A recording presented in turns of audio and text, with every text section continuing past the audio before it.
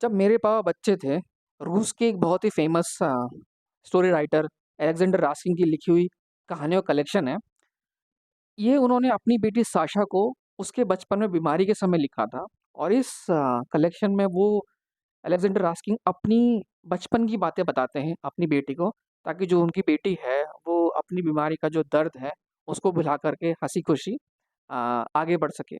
और 70 साल बीत जाने के बाद भी ये कहानियाँ आज भी बहुत इंटरेस्टिंग हैं और हम सभी को अपने बचपन की याद दिलाते हैं। तो देखिए आज कौन-सी कहानी पढ़ते हैं, आइए चलते हैं। जब मेरे पापा बच्चे थे, पापा स्कूल में भर्ती हुए।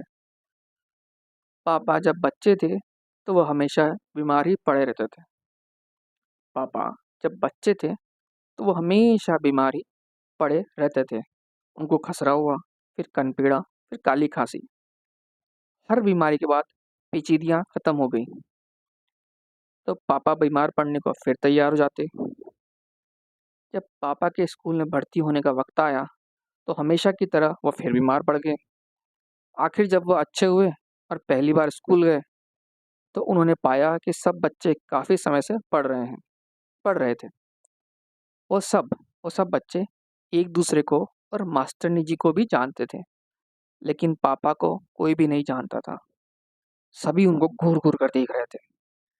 यह बड़ा बुरा लगता था, खासकर इसलिए तो और भी ज़्यादा कि कुछ बच्चों ने तो पापा को जीभ दिखाकर चिढ़ाया था। एक लड़के ने जानबूझकर उन्हें लंगड़ी टांग करके गिरा दिया।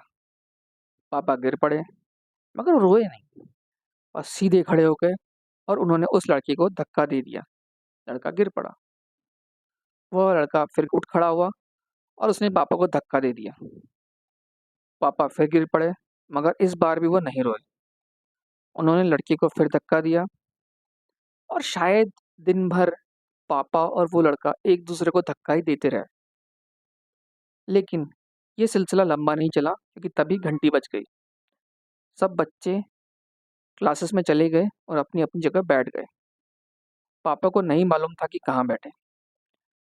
मास्टरनी जी ने उन्हें एक लड़की के बराबर बैठने को कहा। सभी हँसने लगे। वह लड़की भी हँस पड़ी जिसके बराबर में पापा बैठे हुए थे। पापा को रोना आ गया। तभी वो अचानक ये सब उनको बड़ा मज़ेदार लगने लगा और वो हँस पड़े। इस पर मास्टरनी जी भी हँस पड़ी। उन्होंने कहा, शाबाश! मुझे तो डर था कि तुम रोने लगोगे। हाँ, डर तो मुझे भी था, पापा ने कहा। इस पर फिर सब हँस पड़े। अच्छा बच्चों, मैं चाहती हूँ कि तुम इस बात को याद रखो कि जब भी तुम्हें रोना आए, तुम्हें हँसने की कोशिश करना चाहिए। ये ज़िंदगी भर के लिए तुम्हारे लिए एक सबक है या सलाह है। अच्छा, अब हमें पढ़ाई शुरू करनी चाहिए। मास्टर जी ने ऐसा कहा। उस दिन उस पहले दिन स्कूल में उस पहले दिन पापा को पता चला कि पढ़ने में वो कक्षा भर में पूरी क्लास में सबसे अच्छे हैं। उन्हें यह भी पता चला कि और सबके उनका लेख सबके लेख से खराब है। पापा को यही पता चला कि उनकी हैंडराइटिंग सबसे बेकार है। लेकिन जब सभी को पता चला कि पढ़ाई के पूरे समय पापा ही और सबसे ज़्यादा बातें करते हैं, तो मास्टरनी जी ने उनकी तरफ अपनी उँगली से इशारा करके उन्हें चुप करा दिया। जब सबको पता चला कि पापा बहुत बातें करते हैं, सबसे ज़्यादा, तो मास्टरनी जी ने उनको अपनी उँगली दिखाकर चुप करा दिया। वो बहुत अच्छी मास्टरनी थी। वह सख्त थी, मगर वो बहुत भली भी थी। उनसे पढ़ना बहुत ही मज़ेदार था और पापा ने उनकी सलाह को ज़िंदगी भर याद रखा। आखिर स्कूल में पापा का यह पहला दिन था। फिर और भी बहुत दिन बीते। स्कूल में पापा के साथ बहुत ही मज़ेदार और दुःख भरी अच्छी-बुरी बातें हुई, मगर इनकी कहानी कोई और है।